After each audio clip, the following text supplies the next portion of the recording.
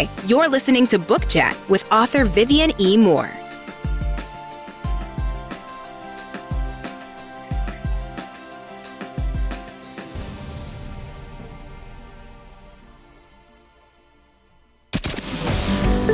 Welcome, everybody, to this week's episode. We really appreciate you joining us. This podcast really shows us how we can all learn, live, and thrive off of each other.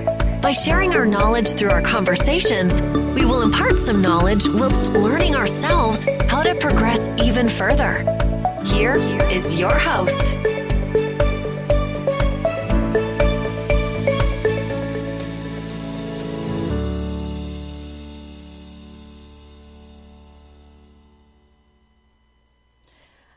Hi, and welcome to Book Chat. I am your host, author Vivian E. Moore, and I hope that everyone is having a great weekend. I hope you're having a great Saturday.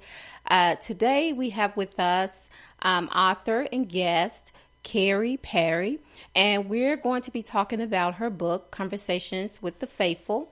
So the next voice you hear will be Kerry's, and I'll let her introduce herself and give you the rundown of who she is. So, Kerry, welcome to the show. Hi, Vivian. Hi. Nice to be here. Thank you for coming. Well, it's exciting and a little nerve-wracking, but I'm very excited to talk to you. I'm excited too. I'm excited to talk to you. I've waited quite a while to have a conversation like this, and so I'm very excited about it. So if you will, just give the audience just a few details about who you are, and we'll go from there. Well, my name's Kerry Parry. I'm from Colorado. I for years worked in marketing in financial services, and when I left that, I was very interested in writing a book about what people believe, about what people have faith in. To me, as someone who didn't grow up in a household with faith, mm-hmm. I was always a little envious, I guess, of people that had it. And so I always felt like an outsider. We went to church every Christmas and Easter. Wow. And, I never really fit in with the Sunday school kids because I didn't really know any of them. And mm-hmm. Often it was a different denomination anytime we went. Mm-hmm. And even in college, they're the people that went to Bible study and just sort of knew about stuff that mm-hmm. I didn't know about. Mm-hmm. And so I was just curious, was my assumption right that having faith is better than having no faith at all? So I set out to start having conversations with people that were around me and reaching out to people of different religious backgrounds, mm-hmm.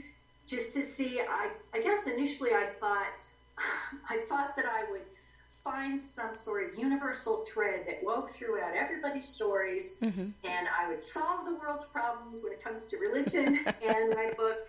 And, then go back to my marketing job and move on. But I'm thinking it didn't turn out like that, huh?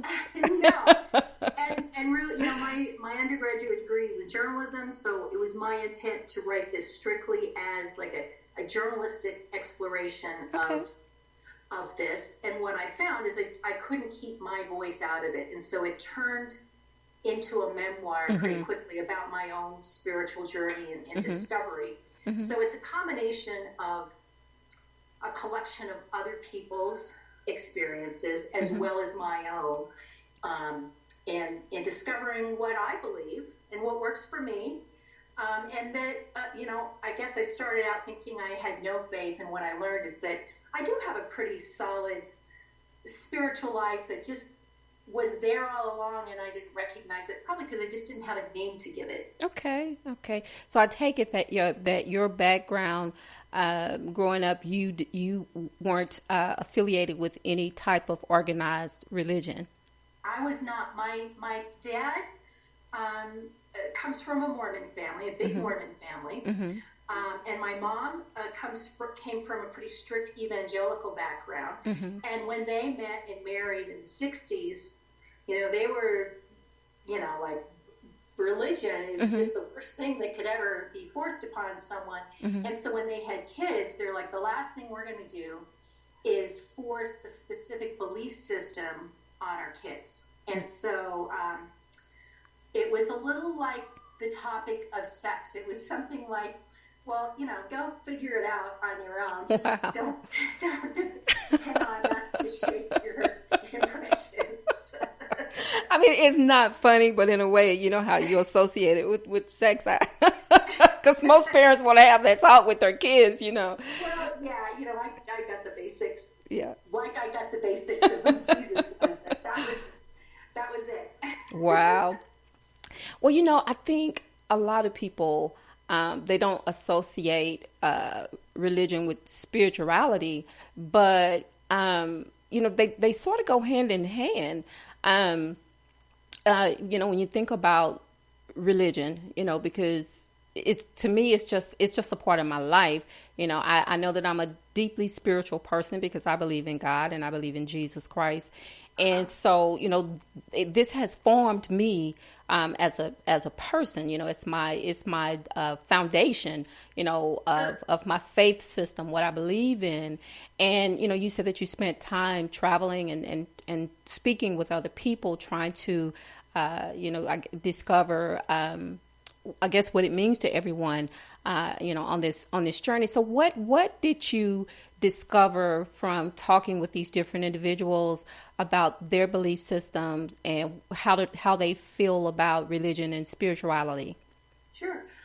Well, one thing, I don't know why, it never occurred to me to really evaluate the differences between religion and spirituality. And what I discovered was that I did have quite a bit of spirituality. I just didn't have any religion attached to it. And I spoke with people who had plenty of religion without spirituality backing it up.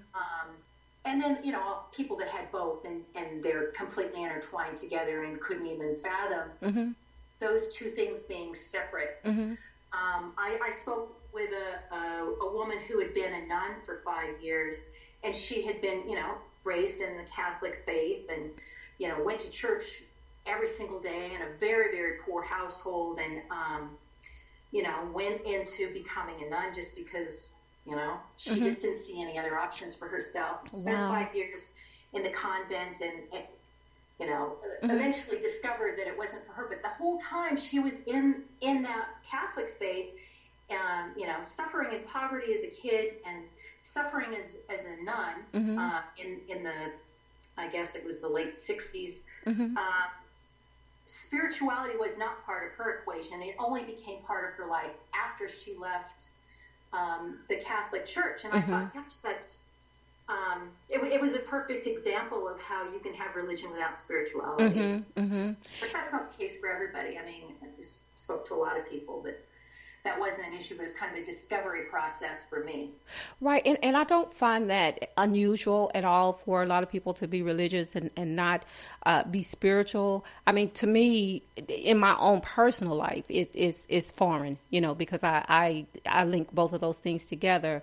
But, I have friends and I have members of my family who they are not religious, but they have, this is sort of the reverse, but they're spiritual. They believe, they believe in God. And so that links them spiritually. They think so to him, but they don't believe in organized religion. They don't, when I say that, they don't go to church. They don't do Bible study. They don't do any of the things that I associate as being normal, as being a Christian. So did you find quite a bit of that on this journey? Well, what I discovered for myself is that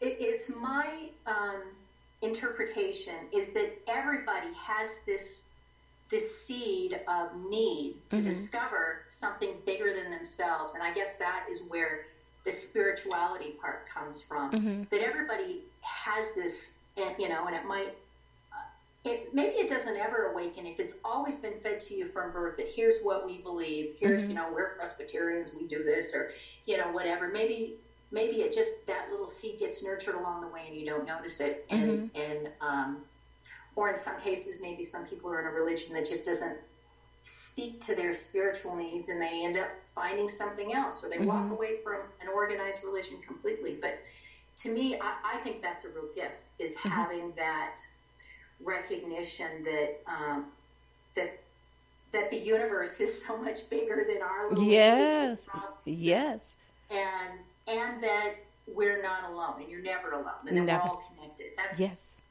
That's what I came out of after my discovery of talking to people from a variety of faiths. Well, I know that you said, you're going back to your childhood and not really having, that foundation, like you said, of going to church on Sundays. You only went on Easter and Christmas. And a lot of people, that are supposed to be Christians, I mean, that's what they do too. You only see them, Mother's Day, Easter, Father's Day, and Christmas. And so they think that that their duty has been fulfilled. That's their quota, as to the amount of visits that they need to make, to the church, each year. And, I just found it interesting how you and why you decided to write this book, because you were seeking enlightenment, and the fact that you call it "Seeking Enlightenment over lunch." I like that. It's almost like you just sat down, with amongst friends and decided, okay, we're going to talk about religion and spirituality and things of this nature, and just see if we can hash it out and see how everybody else, feels about it. I don't know. I think a lot of people, they somehow, there's always been an argument about denominations and Christianity and spirituality and, and all of those things. And I think what they fail to realize is that, denominations is something that's man-made. Whether you're Baptist or if you're Presbyterian or if you're evangelical or if you are Church of Christ or, all of those things.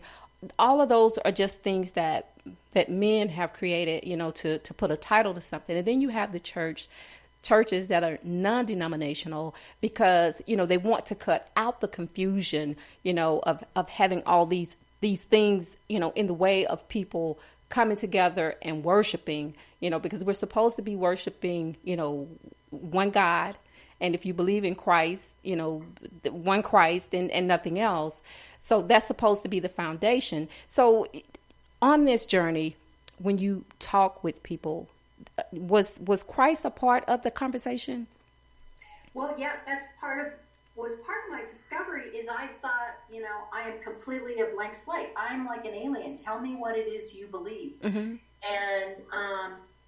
And so, but just growing up in the United States, you can't help but be imprinted with a certain amount of Christianity. I mean, my religious experience was, or education was, watching the Ten Commandments, on Easter Sunday and seeing that.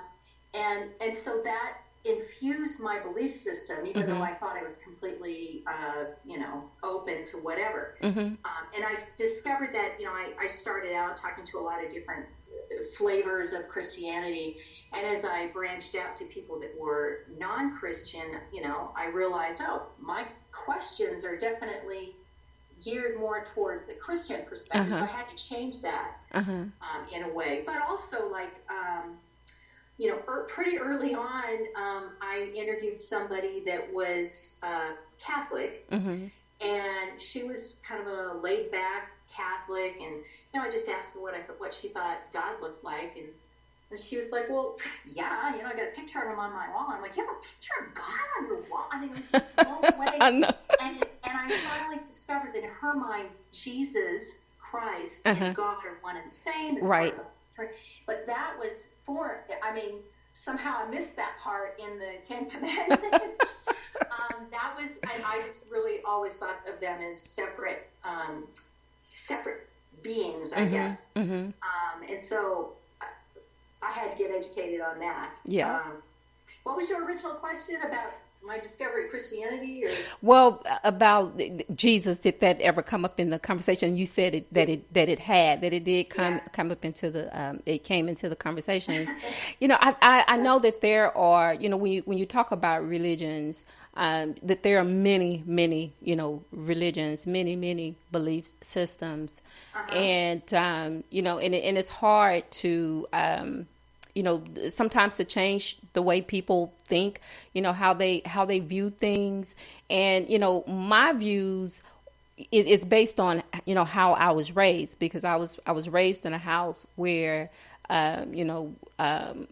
my mother read the Bible and we went to church and, and things of that nature. So, and I know a lot of people haven't had that experience, just like you said, your parents got together, they were like two different denominations.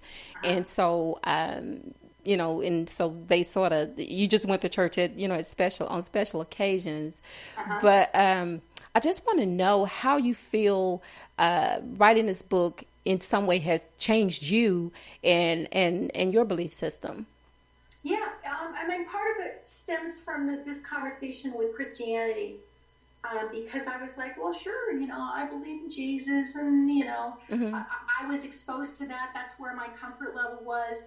And where I discovered, I had some pretty deep-rooted belief system, is talking to some specific Christians that are like, there's only one path into heaven, and it's through Jesus. Yes. And if you don't believe in Jesus, then you're screwed. You're going to go to hell. Pretty much. And, and a lot of people, that's deeply rooted in what they believe. And that's where I was like, well, wait a minute now. I don't know if I believe that. And so there's one example of something that I didn't think I had any deeply rooted belief systems, but there it was. This voice that said, well, what about the little boy that grew up in Afghanistan that's only been exposed to, the Prophet Muhammad and is a great person and deeply religious and practices Islam and does everything according to the teaching of the Quran. That kid's, I couldn't believe that kid is, doomed to hell because of where he was born and what his belief system was. And so that's where, I had to find something that I could be comfortable in that would encompass a broader spectrum of beliefs than just Christianity. Yeah, I find it very interesting, because I've always, although I am, I am a Christian by choice, because I do believe that Christianity is a relationship. It's more than just religion. It's more than just being spiritual. It is a relationship. But I just found it. I always found it interesting. Other religions, people who like Greek mythology, and I love Greek mythology, and and some of the things that they believe, you can tell that that the path, some of the things that they believe, was taken from scripture, from the Bible. Sure. But it's like they just took it and then they ran with it, and just embellished it into something else. It's like they made their own religion from it, because we know God is the creator of everything. So, they took God, but they made many gods. There's a God over this and a God over that, and we believe that there's one God, but I've always been fascinated, with, because I always have that thirst for knowledge, not because I want to change my belief system, but because I'm like you, I want to know what everybody else is thinking, how they feel about it. I don't have a one-track mind to where, I think that, my opinion is the only opinion that matters, because that's not true. But, how other people feel won't ever change, what I believe in. But I'm always willing and open to listen to, as a as a teachable moment for myself, to know their thoughts on, religion as a whole, or spirituality as a whole. So I can imagine you, going to these different places and talking with these different people and just gathering all of this information. I know it has to be mind blowing to to take all of these things in and somehow compose them into a story, your memoir, and it just makes sense of it all. So how did you go about doing that?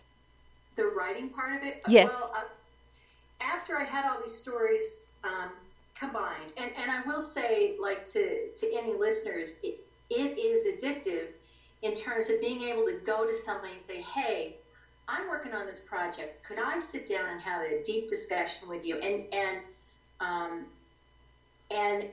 the conversations about, where your kid goes to school, or who your soccer coach is, or, seems so completely unfulfilling to me now after going through this experience. I want to talk about deep, meaningful things with everybody I meet, and the person on the elevator. So I'm probably a little intimidating to some people at a party if I corner them.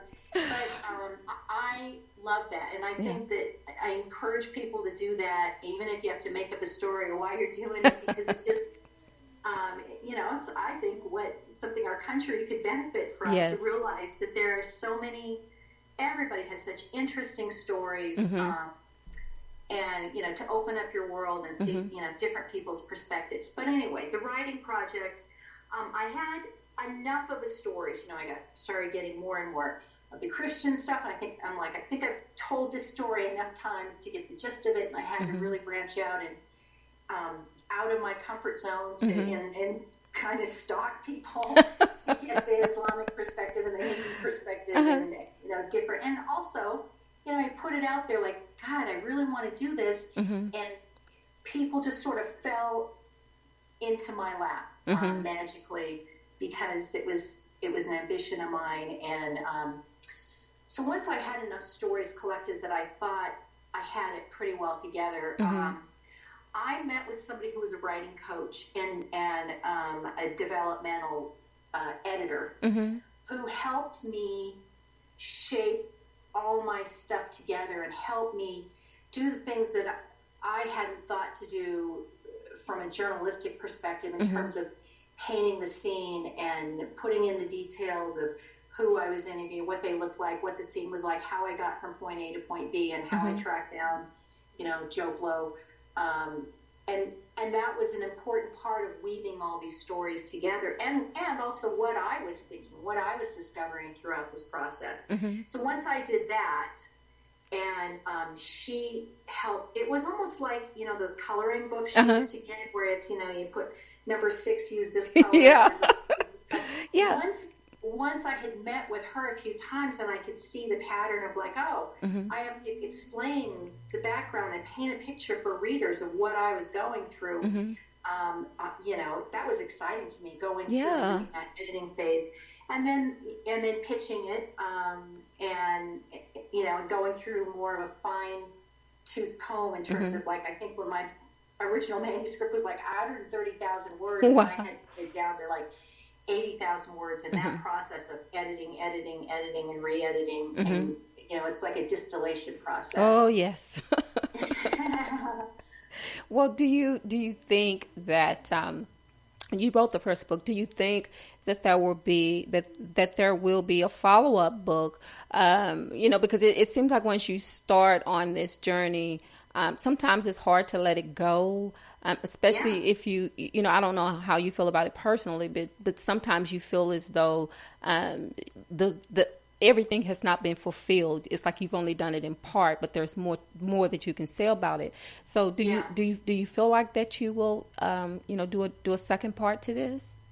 Well, I what I've discovered about myself is that I'm really interested in telling other people's stories.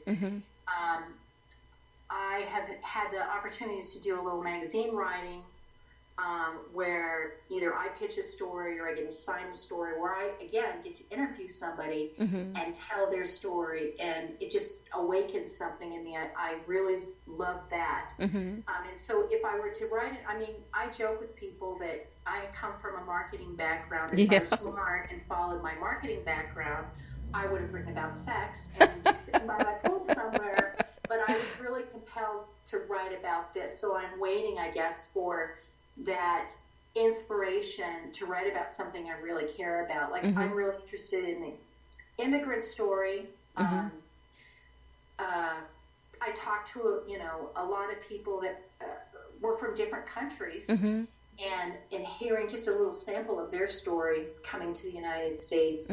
So I would love to do that, and I'm plagued by that voice that probably a lot of writers get, that, well, who am I to tell this story?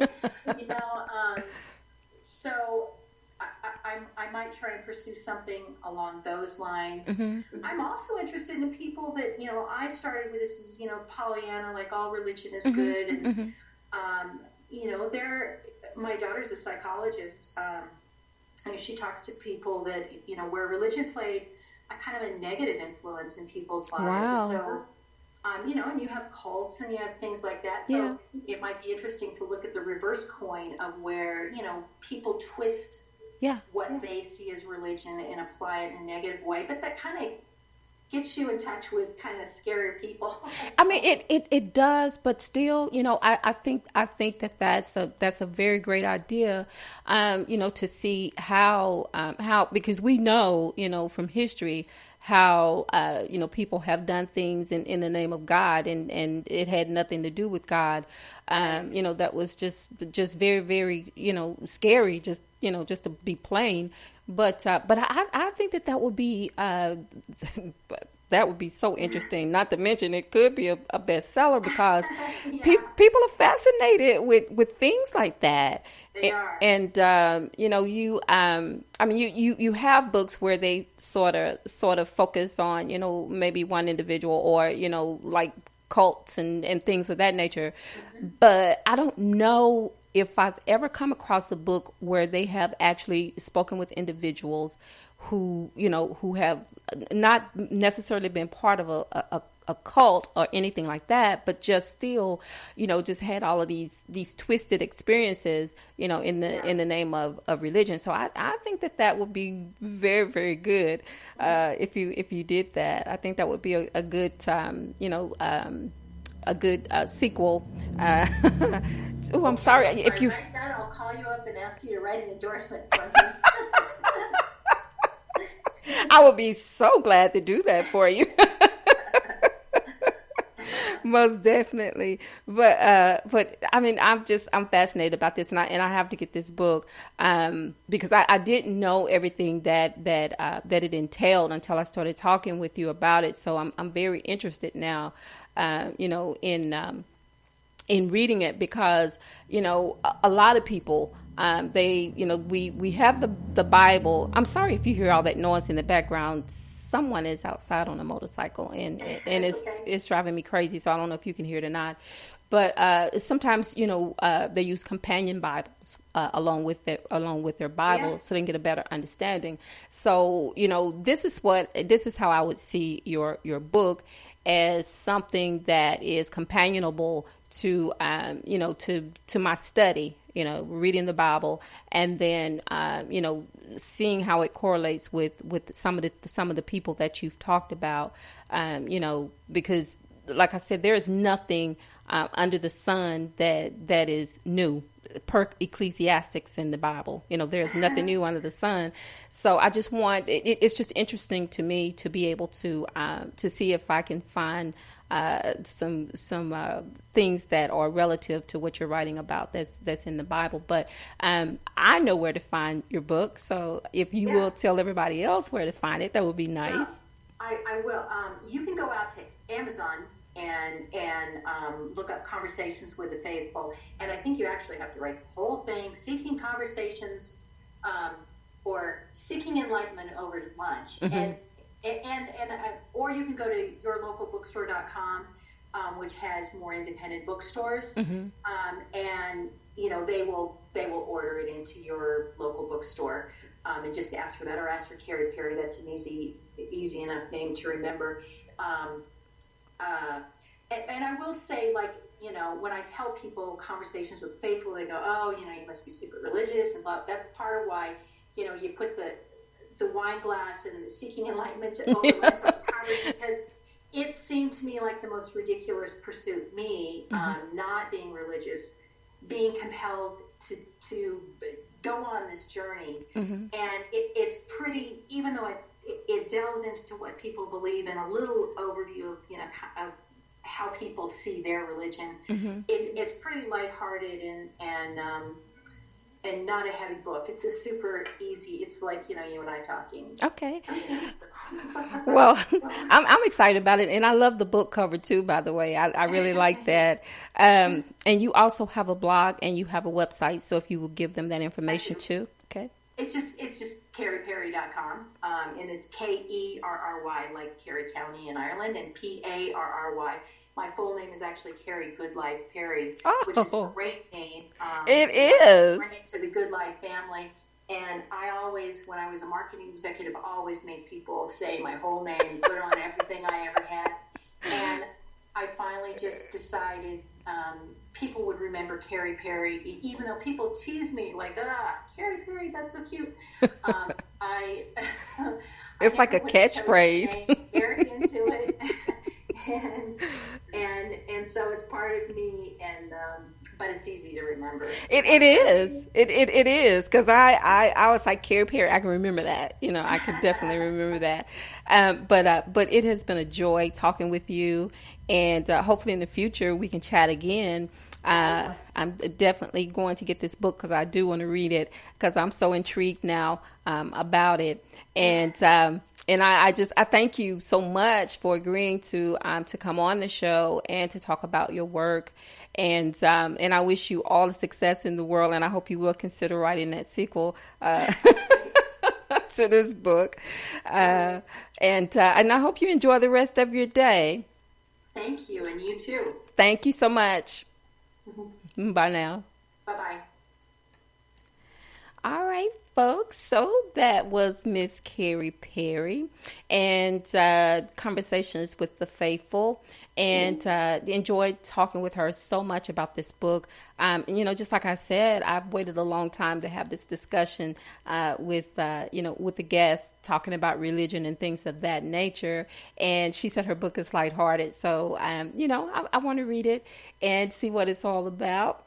I hope that you will go out there and get it too. She gave you all of the information where you can find her book, and you can also, she's on Twitter, so you can look her up on Twitter as well, and also look at her website. I went out there and I checked it out, and I really, really like it. The layout is really easy to follow, so I think you'll like it too. But before I let you go, I always have to give you a little bit more information about the show, how to tune in, and where to find it every Saturday at 6 p.m. So of course the first one is Spreaker, and that is https://www.spreaker.com/user/author Vivian Moore if you want to find me out there on Spreaker, or you can just put in my name and put in book chat with author Vivian Moore, and you will be able to find it as well. I'm also on all social media, Facebook, Twitter, Instagram. You can just put in my name or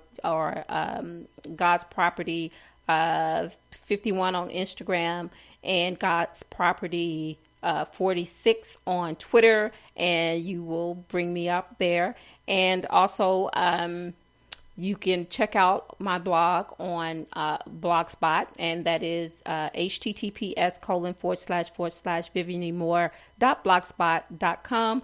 And if you missed the live show today, you can listen to the recorded version on iTunes and iHeartRadio, YouTube, SoundCloud, Spotify, quite a few more, but those are the ones that come to mind right off the top of my head. So if you will, just check those out. And remember, tomorrow is worship day. I hope you're planning on going to church, taking some family members, taking some friends and some neighbors, and by all means, take some children with you, and tell someone that you love them, because tomorrow is not promised. Today may be the only chance you get to say it. So I love you. I hope you love me back. Until the next time you hear my voice, God bless you and goodbye.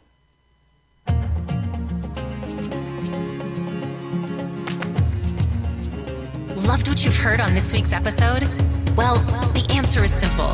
It would mean the world to us if you could head over to iTunes and leave us a 5-star review and feedback. Spreading the word really is the best way to grow our podcast and achieve even greater things. Thank you.